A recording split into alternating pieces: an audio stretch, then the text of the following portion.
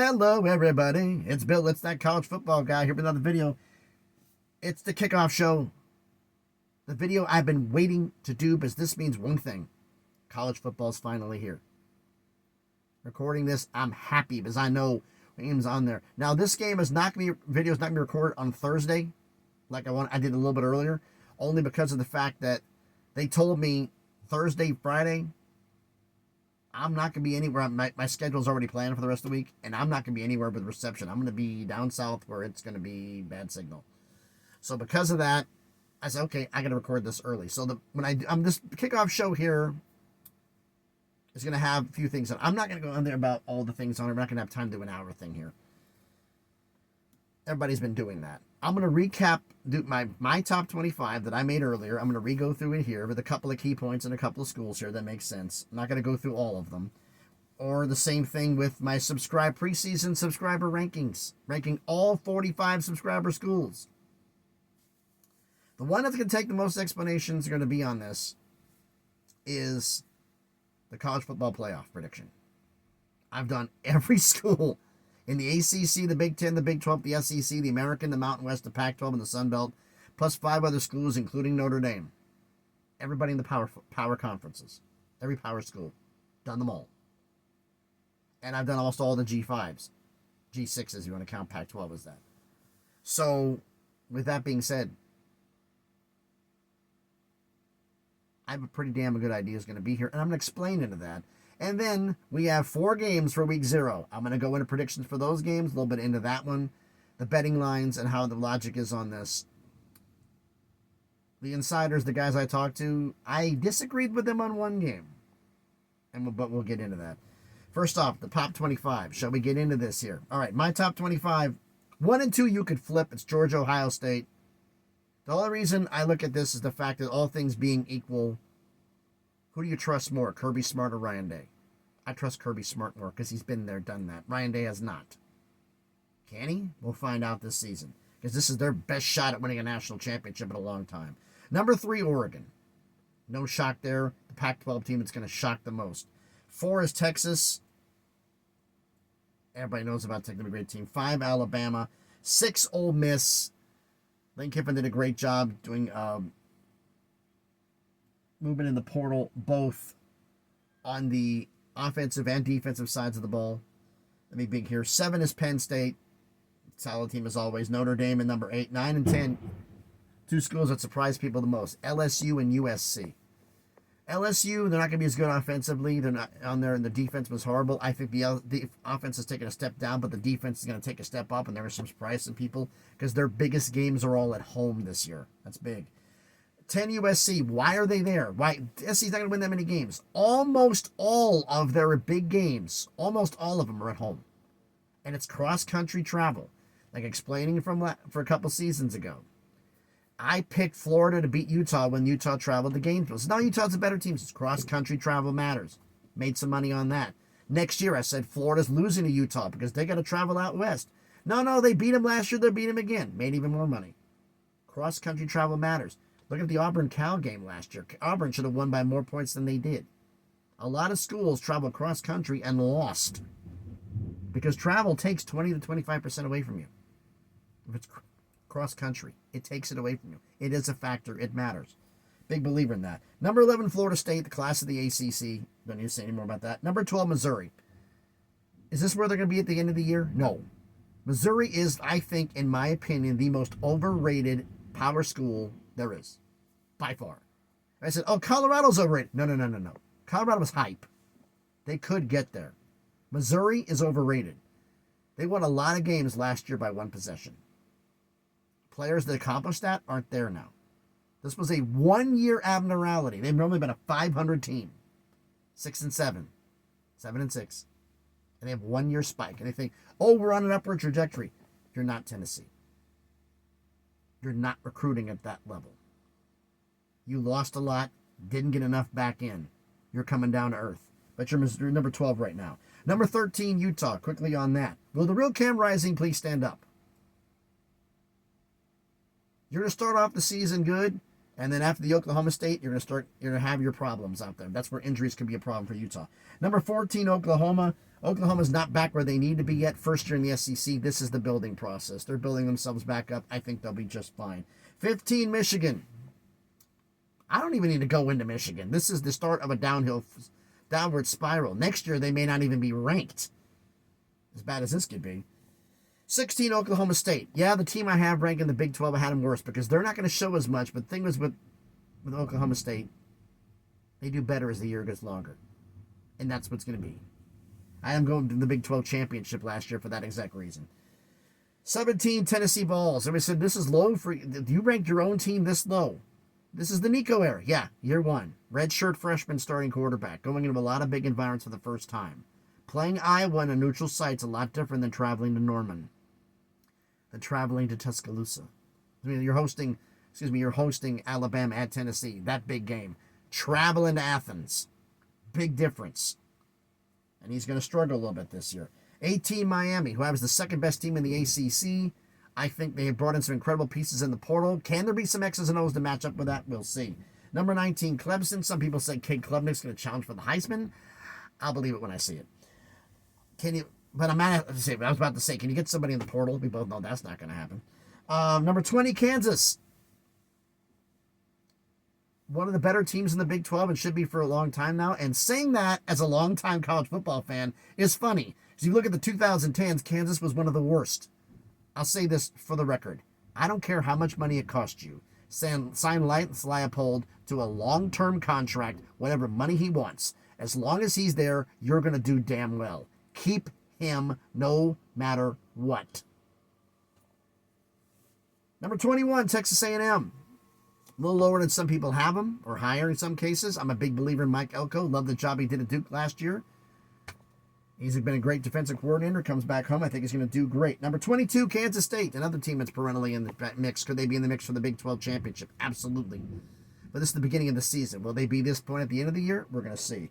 23, Virginia Tech, a team that's getting a lot of hype, and I'm also a big believer. And I think they're going to do some damn good things in the ACC this year with a very favorable schedule. 24, NC State. Their schedule isn't as favorable as Virginia Tech's. That's why they're a notch below. They got a tougher schedule. If the schedules were reversed, NC State would be doing a lot better. 25, Iowa. Can you get a Pop Warner offense or something? I said one thing before. The most terrifying aspect in college football. If Iowa with that defense could score 35 points a game, that would be a problem. All right, the preseason subscriber rankings, ranking all 45 schools.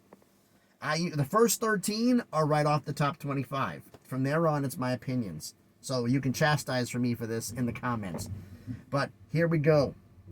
Number 1, Georgia. 2, Ohio State. 3's Ole Miss. 4, Penn State. 5, Notre Dame. 6, Florida State. 7, Oklahoma State. 8's Tennessee. 9, Miami. 10, Clemson. 11, Kansas State. 12, NC State. 13, Iowa. 14, West Virginia. 15, Louisville. 16's TCU. I think they'll do good. 17, Washington. 18, Iowa State. 19, first G5 school, Boise State. 20, Arizona. 21, Auburn. 22, Rutgers. 23, Toledo. 24, Illinois. 25, Fresno State. 26, Colorado. Colorado fans getting mad. We're going to do good. You seen your schedule? You're going to be 4-0, most likely.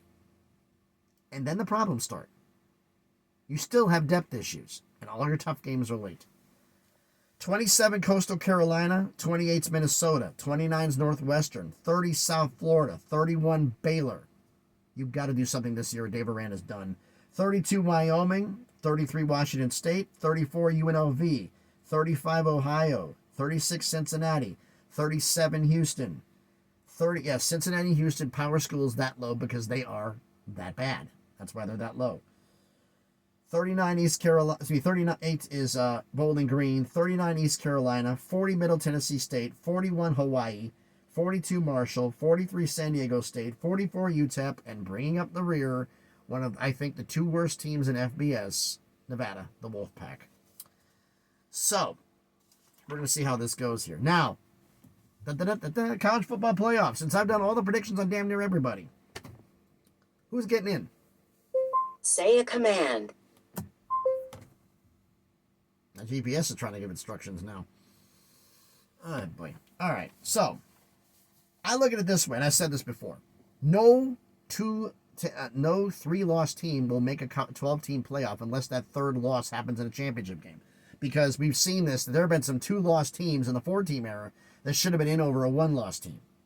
Losses matter to them. The only way a 3-loss team is going to get in is there's not enough 2-loss teams to fill all the spots. We've seen this before. The same people are running the show. So expect that. So, let's look at this.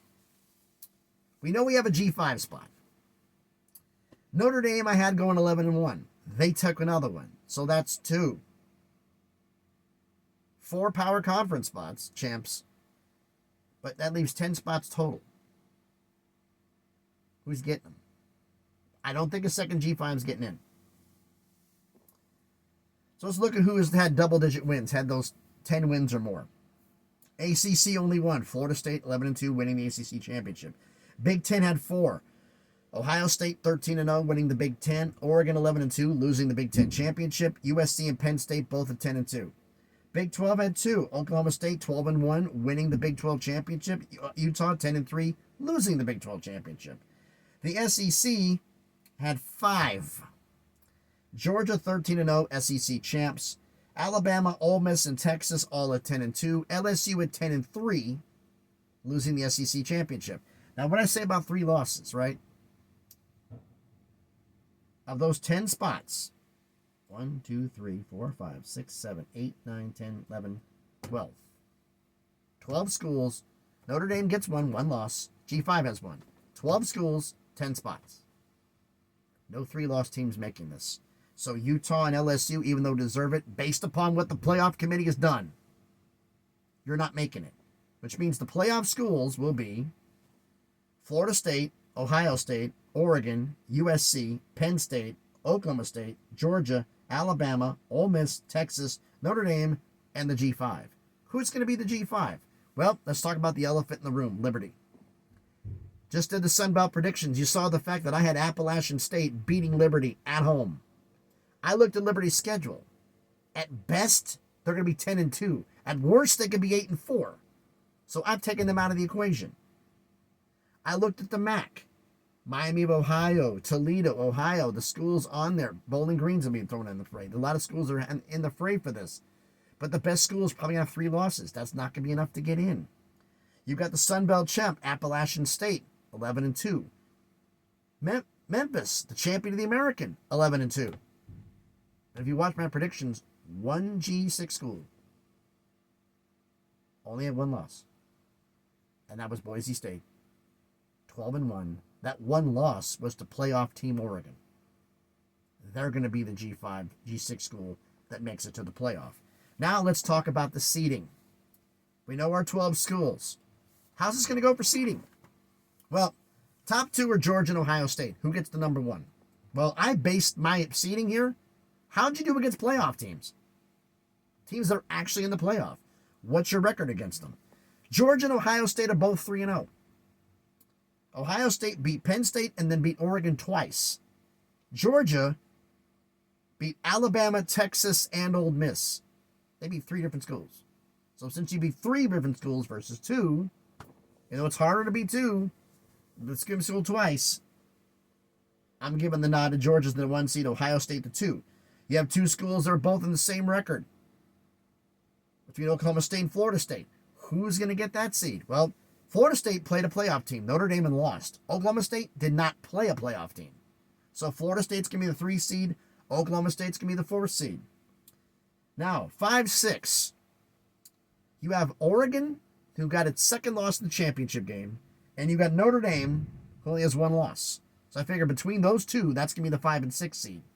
How's this going to go? Well, Notre Dame played 2 playoff teams. Florida State and USC. They're 1-1.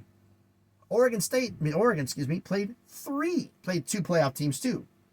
Played Ohio State twice, lost them both, but they beat Boise.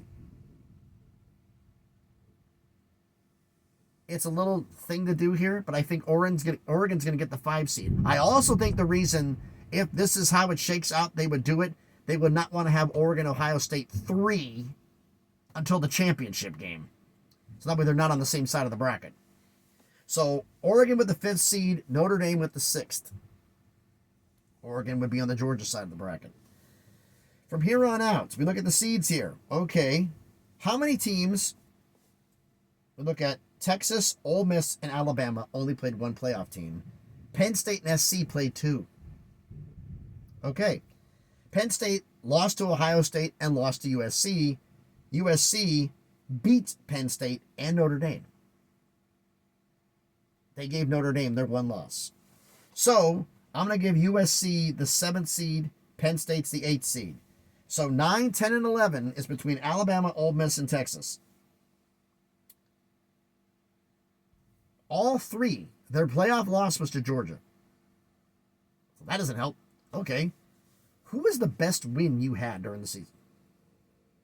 The best win you had during the year.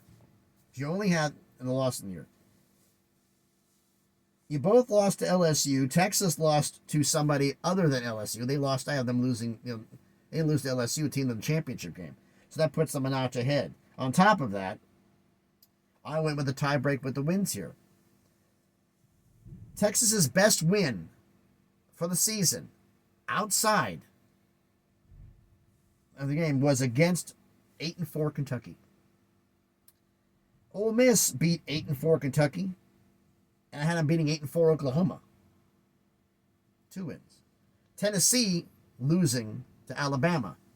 I have Tennessee 9-3.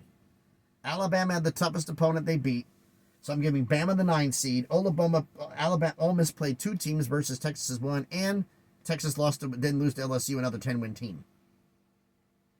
So Texas will be the 11th seed, Ole Miss is 10th, Boise State's 12th. So how does the bracket shake out? Well,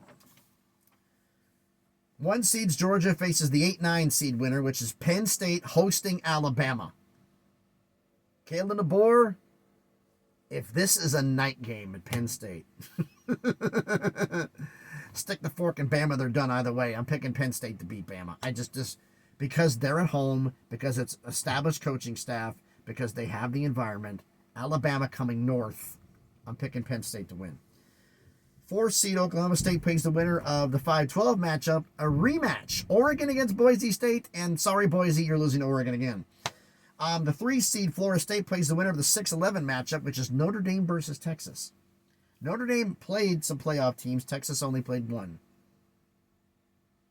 But because of talent, I think Texas is going to upset Notre Dame here. Then you got the 7-10 matchup, which is going to be USC against Ole Miss. Ole Miss traveling cross country to USC. That's going to give SC an edge. But I think the edge runs out. Ole Miss has an offense that can score with USC. But Ole Miss has a defense that SC doesn't have. And even with traveling, I'm picking Ole Miss to upset USC. So, that was the first round. The quarterfinals of the playoffs. Number 1, Georgia facing 8 seed Penn State. This Penn State doesn't have enough weapons to compete here. I'm going to say Georgia's beating Penn State. The 4-5 matchup, you got Oklahoma State against Oregon. Oregon's got too many firepower. They're beating Oklahoma State. Then you got Texas, who just upset Notre Dame, playing Florida State. Florida State, I'm sorry. I don't think you have the firepower to keep up with Texas. They're beating you. And then Ole Miss against Ohio State. Ole Miss doesn't have the firepower to keep up with Ohio State. So Ohio State's beating. So now the semifinals. Rematch from regular season a few years ago. Georgia versus Oregon. This is going to be a slugfest. Heavyweight championship fight. It's going to come down. It's going to be close, but I got Georgia barely winning this. And then you got Texas against Ohio State. Man. Injuries either way is going to hurt either school, but I think Ohio State just has too much depth. And I'm going to pick Ohio State to beat Texas, which sets up the 1-2 matchup, the rematch from the playoff 2 years ago. Georgia versus Ohio State. Ohio State made a lot of mistakes in that game. Georgia made some mistakes. This is Ohio State's best chance at winning the championship. It's everything on there. It's going to be an even matchup. And all things being equal, I favor Kirby Smart over Ryan Day, even with Chip Kelly helping him. Georgia wins their third national championship in 4 years. As a Tennessee fan, that hurts saying that because I can't stand Georgia. But I got to be real here. I'm picking Georgia to win this. All right. That's my playoff. You can shout me out, shout me down in the comments. Now we have our 4 games. Finally making predictions. We have games today. We have games Friday, Saturday. Actually, I think we have Thursdays too. Thursday, Friday, Saturday, Sunday, Monday. This is nuts. But it's week 1. But right now, this is week 0. 4 games on the schedule. We got Florida State, number 10th ranked Florida State, on the road at Georgia Tech, playing in Dublin, Ireland. Florida State's an 11.5-point favorite. Both teams are going to be exhausted for travel here. How well is DJ Uiagalelei going to work here and work with this offense? We'll find out. The defense is going to travel. How well is it going to do? You have a new defensive coordinator at Georgia Tech, Tyler Santucci. Baptism under fire against the Florida State offense. The biggest problem for Georgia Tech, I look at all this, they have a lack of a pass rush. And that can be a problem against Florida State. So even though it's on the road and it's 11.5, I'm taking Florida State and the points to beat Georgia Tech. Montana State at New Mexico.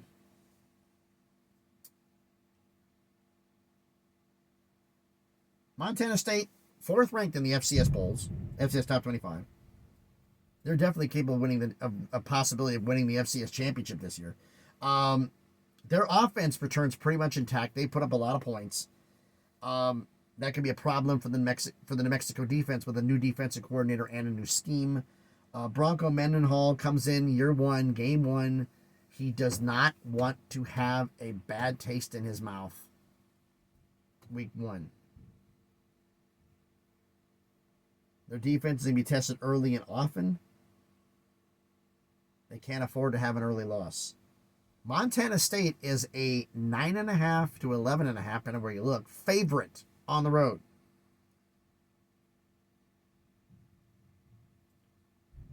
I'm going against the insiders. That's the one I'm going against on them. I'm picking New Mexico. I'm taking the points. Now, New Mexico may not win this. I picked them to win this game. But they may not win this, but I don't think the 9.5 is going to happen. I don't think they're talking about them beating New Mexico by 30. Not happening. SMU at Nevada. Nevada, one of the worst teams in FBS, who's in the wrong direction, and SMU joining the ACC. The SMU's defense is going to be a problem. They're going to be opposing on here. And you got Matt Lubick, who's the Nevada offensive coordinator, came in as an analyst from Kansas. So Andy Kotelnicki's offense, he's going to try to install that. Is that going to help? They have a good rushing attack. That's going to be the focus of the Nevada offense. The problem is that's the strength of SMU's defense, is their front seven. SMU is favored by 27.5 when I looked, and I don't think it's enough. Nevada's one of the worst teams in FBS, so I'm picking SMU and the points. And last game of the year, Delaware State at Hawaii. This may be the biggest mismatch of all of them. And it's late in the evening. An evening game in Hawaii. So time-wise, it's going to feel like Monday morning for Delaware State. They were 1-10 last year in FCS. They didn't score over 17 points in 8 games last year. They failed to get more than 11 in 6 of them. They couldn't score. They couldn't stop anybody. They were very, very young. They got years of experience. They're going to do any better. Hawaii does have a decent pass rush, which is one of the biggest problems that Delaware State's offensive line have, is stopping the pass rush. Brendan Shager, he's going to line up the stat sheet. I'm picking Hawaii to win this, but how long is he going to play? That's my concern here. How long is he going to play? But I have faith in him.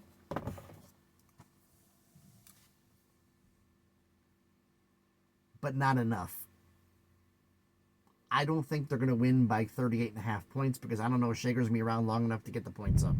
So I'm going to pick Delaware State in the points, but Hawaii's winning the game. But why don't you let me know all this stuff down in the comments. So thanks everybody for watching the video. If you haven't done already, do me a favor, smash the like button, hit the thumbs up. Helps the algorithm of the video be seen by more people. Comment on the video. Let me know what you think. The top 25, the preseason rankings, my college football playoff picks, and the picks for the week 0 games. Let me know about all of this in the comments. Share the video if you want to. If you haven't done it already, do me a favor, subscribe to the channel. On the way to 700 subscribers, slowly but surely up to 1,000, so we can make some things happen. If you want to follow me on Twitter, on X, the link will be in the description. Thanks, everybody, for watching. Hope everybody's had a great day. Be safe out there, and please be good to each other.